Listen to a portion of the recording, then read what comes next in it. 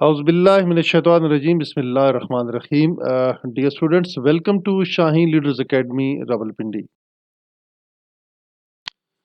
Dear viewers, आज इंशाल्लाह हम पढ़ेंगे इंग्लिश टेस्ट नंबर 9। तो जैसा कि मैं पहले भी कहता हूँ, तमाम स्टूडेंट्स अपने पास अपनी नोटबुक्स या रजिस्टर्स ओपन कर लें और साथ ही अपने पास आपके पास बॉल पॉइंट पेन या कोई मार्कर ज़रूर होना चाहिए, ताकि आप डिफ़िकल्ट वर्ड्स, मीनिंग्स और जो इम्पोर्टेंट क्वेश्चंस हैं वो भी आप साथ साथ नोट करते जाएं।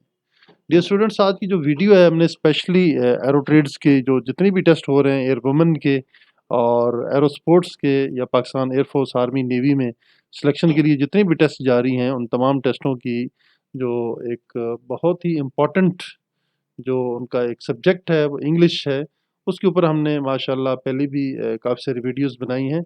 आज की वीडियो उसी एक तसलसल का एक हिस्सा है और इंशाल्लाह ताला अज़ीज़ आज की ये वीडियो आपको बहुत ज़्यादा इन्फॉर्मेशन देगी। हमारे नए व्यूवर्स जितने भी हैं वो हमारे चैनल को सब्सक्राइब कर रहे हैं, ताकि आने वाली जितनी भी एजुकेशनल वीडियोज़ हैं आपको मिलती रहें और उनका नोटिफिकेशन आपको आता रहे, और ताकि जो भी एक गोल्डन एजुकेशन आप लोगों को फ्री ऑफ कॉस्ट मिल रही है, उससे आप ज़रूर इस्तेफ़ादा हासिल करें। तो डियर स्टूडेंट्स, बगैर किसी हम तमहीद के मूव करेंगे अपने क्वेश्चन नंबर 1 की तरफ। Question number 1, choose the antonym meanings in the जैसा कि जो एंटोनिम्स होते हैं इनको कहा जाता है अपोजिट वर्ड्स, मुतज़ाद अल्फाज कहे जाते हैं। अपोजिट की मीनिंग्स, एंटोनिम के मीनिंग्स जो हैं वो हैं अपोजिट के, लिहाजा यहाँ पे कंफ्यूज होने की ज़रूरत नहीं है। इसको अपोजिट वर्ड्स कहा जाता है। इनको हम कह सकते हैं उर्दू ज़बान में मुतज़ाद अल्फाज, यानी कि उल्ट अल्फाज या मुतज़ाद अल्फाज। ये आपके सामने मैं नोट कर रहा हूँ जी, मुतज़ाद अल्फाज। तो ये एंटोनिम्स हैं जनाब, आज हम इनके बारे में तफसील से पढ़ेंगे वो कौन से ऐसे मुतज़ाद अल्फाज हैं जो कि यहाँ पे इस्तेमाल हो रहे हैं। तो सबसे पहला जो हमारा है एंटोनिम, हमने इसका ढूंढना है इम्पोर्ट। इम्पोर्ट, डियर स्टूडेंट्स, ये आपको पता होना चाहिए कि इम्पोर्ट क्या होता है। इम्पोर्ट होता है कि आप अपने मुल्क के अंदर, ठीक है जी, कोई चीज़ मंगवाते हैं, ठीक है, कोई दरामदात आप करते हैं या कोई चीज़ मुल्क के अंदर आप मंगवाते हैं। जैसे हम कोई हैवी मशीनरी मंगवाते हैं, एयरक्राफ्ट मॉडल्स, जो एयरक्राफ्ट का जितना भी इक्विपमेंट है, या और भी बहुत ज़्यादा जो चीज़ें हमारे मुल्क में तैयार नहीं होती, हमें दूसरे ममालिक से मंगवानी पड़ती हैं, ठीक है जी, उनको हम कहते हैं जी इम्पोर्ट। कोई चीज़ अपने मुल्क के अंदर मंगवा रहे हैं। अब इसका जो अपोजिट वर्ड है वो रिपोर्ट भी नहीं है, वो डिपोर्ट भी नहीं है और वो पोर्ट भी नहीं है। डियर स्टूडेंट्स, ये साथ साथ आपकी वोकैबुलरी भी इम्प्रूव होगी, मैं साथ साथ इंशाल्लाह आपको एक्सप्लेन करूंगा। रिपोर्ट होते हैं किसी मामले को इन्फॉर्म करना, बताना। डिपोर्ट होता है किसी आदमी को जहाज में बिठा के उतार देना, ठीक है जी, उसको वहां से डिपोर्ट कर देना, हटा देना, रिमूव कर देना।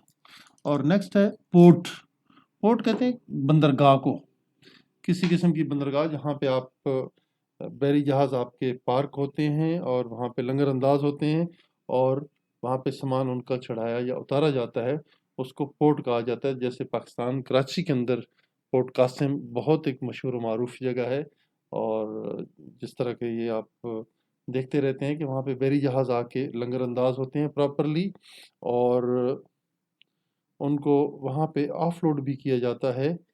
और ये ऐसी जो जगह होती है जहाँ पे आप इनको प्रॉपरली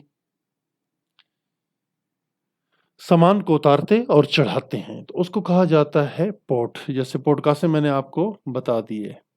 अब हम जो इसका एक्यूरेट वर्ड है वो अपोजिट वर्ड आता है डिपोर्ट। तो डिपोर्ट जो होता है, सॉरी, जो एक्सपोर्ट होता है, एक्सपोर्ट के होते हैं मीनिंग्स होते हैं उर्दू ज़बान में बरामदात, ठीक है जी, इसको हम क्या कहते हैं, बरामदात। थोड़ा सा मैं आपको ये एक्सप्लेन कर देता हूँ कि दरामदात क्या है और बरामदात क्या है। दरामदात जो ऐसी चीज़ें, इक्विपमेंट जो आपके बैरूनी ममालिक से आप अपने मुल्क में मंगवाते हैं, लेकिन बरामदात वो चीज़ें हैं जो कि आप अपने मुल्क से दूसरे ममालिक में भेजते हैं, तो उनको हम कहते हैं बरामदात। जैसे हमारे पास बहुत ज़्यादा गन्ना हो जाता है, बहुत ज़्यादा हमारे पास दालें हैं, चावल हैं, इस तरह की जो डिफरेंट चीज़ें हैं, हम इनको बाकायदा दूसरे ममालिक में भेज देते हैं, तो इसलिए उनको कहा जाता है एक्सपोर्ट। ठीक है जी। और डिपोर्ट भी मैंने पोर्ट के बारे में एक्सप्लेन कर दिया था। डिपोर्ट होता है जलावतन कर देना, उसको निकाल देना, अपने मुल्क से हटा देना, ठीक है जी। एक मुल्क का बाशिंदा होता है, वो कोई गड़बड़ करता है, उसके ऊपर कोई ऐसी पनिशमेंट लगा दी जाती है, तो उसको अपने मुल्क से मुल्क बदर कर दिया जाता है, तो उसको कहा जाता है डिपोर्ट। अब डियर स्टूडेंट्स, हमने सारी चीज़ें आपको एक्सप्लेन कर दी हैं, और इसलिए एक्सप्लेन की हैं ताकि आपको इनकी मीनिंग सही पता चले और आपकी वोकैब्युलरी इम्प्रूव हो। Let's proceed to the question number 2। Question number 2 में थोड़ा-सा हम गौर करें तो हमें यहाँ पे पता चलेगा कि इसमें क्या आपसे पूछा जा रहा है। क्वेश्चन नंबर 2 में डियर स्टूडेंट्स, मैं आपको यहाँ पे एक्सप्लेन करना चाहता हूँ। सबसे पहले हम इसको इरेज़ कर लेते हैं, ताकि आपको नीचे वाला जो क्वेश्चन है आसानी से नज़र आ सके।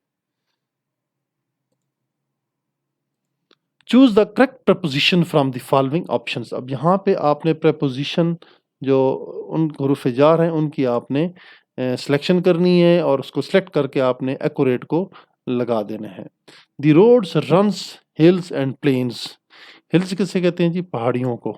आपने देखा होगा पहाड़ी या पहाड़ियाँ, ठीक है? इनको आप कह सकते हैं हिल्स, ठीक है? सिंपल। एक पहाड़ी हुई तो उसको आप हिल कहेंगे, ज़्यादा पहाड़ियाँ होंगी तो आप उसको हिल्स कहेंगे। आगे है जी प्लेन्स। प्लेन्स कहते हैं खुले मैदान, वसीअ मैदान, इनको कहा जाता है प्लेन्स। तो ये मैंने आपके सामने नोट कर दी इनकी मीनिंग्स। अब आपने ढूँढना ये इन कहते हैं में, अब ये भी नहीं हो सकता। अंडर कहते हैं runs under the hills and, ये भी नहीं है। Runs with hills and plains, road runs with hills and plains, अब ये भी इसके लिए नहीं। रन्स ओवर कहेंगे, ठीक है? पहाड़ियों के ऊपर से होता हुआ, प्लेन्स के ऊपर से होता हुआ, जो हमारा बी ऑप्शन है ये बिल्कुल दुरुस्त ऑप्शन है क्वेश्चन नंबर 2 का। क्वेश्चन नंबर 3 में हम देखते हैं डियर स्टूडेंट्स, ये तीसरा सवाल है, home do you like. Home do you like, आप किसे पसंद किए करते हैं? कौन आपसे पसंद किया जाता है? Who is liked by you. इसमें देख लें जी कौन सा है।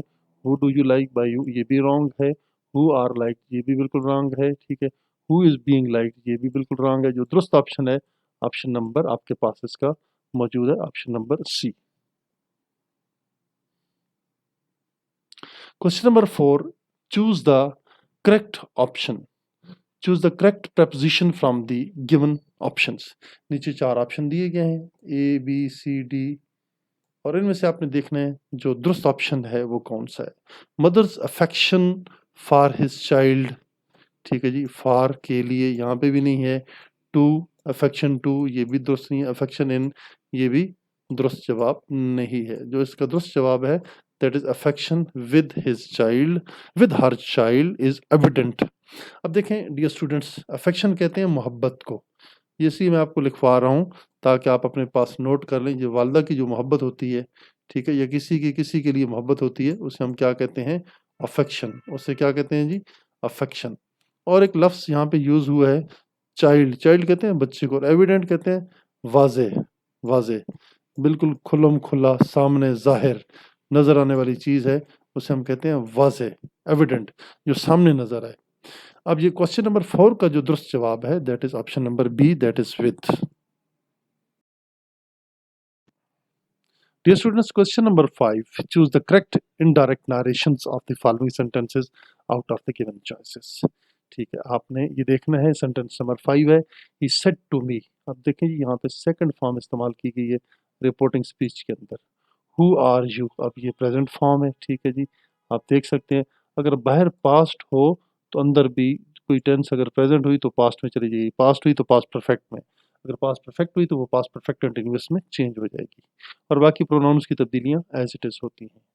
तो इसमें हम देखते हैं जी, he said to me who are you.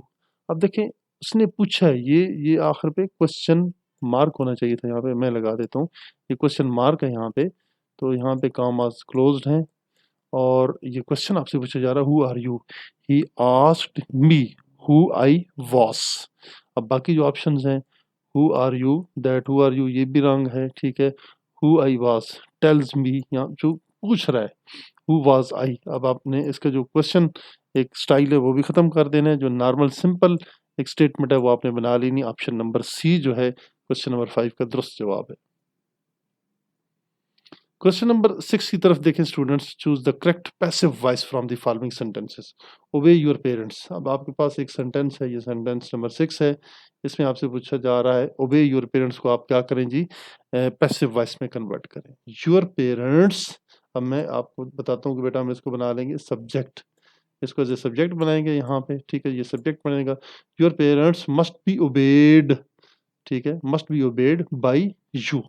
अब यहाँ पे देखें तो कौन सा दुरुस्त ऑप्शन है, your parents must be obeyed by you, your parents must obey your parents, ठीक है, you must obey your parents, और उसके बाद है you are advise to obey your parents and you are advise obeying of your parents, ठीक है, you must be your parents must be obeyed by you. जो option number A है question number 6 का, वो दुरुस्त है। बिल्कुल दुरुस्त जवाब है आपके सामने, जो कि हमने हाईलाइट भी कर दिया एरो मार्क के जरिए। Let's proceed to the question number 7। Dear students, question number 7 में आप अगर आप और से देखें तो इसमें नरेशन आपने चेंज करनी है। डायरेक्ट स्पीच है, ही सेड टू मी, आपके सामने ये सेंटेंस है, ठीक है, आई एम सिक, ठीक है, आई am sick, he told me that. अब देखें आपका यहाँ पे जो सेड है ये किस में चेंज हो गया, टोल्ड में चेंज हो गया, इसको टोल्ड में हमने चेंज किया दैट, उसके बाद यहाँ पे आपने दैट का एडिशन किया, आई फर्स्ट पर्सन प्रोनाउन है, इसके सब्जेक्ट से चेंज होगा, ठीक है, दैट ही।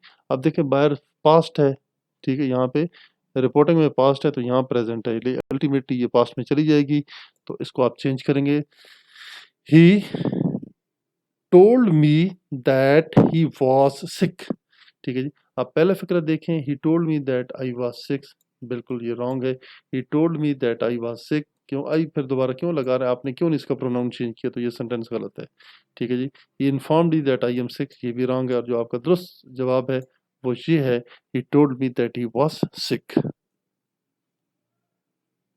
क्वेश्चन नंबर 8 देखें, he says to me I am playing, he tells me, इसको हम करेंगे he tells me that he is playing, ठीक है, इसको आप चेंज करेंगे। आपका जो दुरुस्त ऑप्शन है ऑप्शन नंबर बी है, बाकी तमाम ऑप्शन आपके रॉन्ग हैं।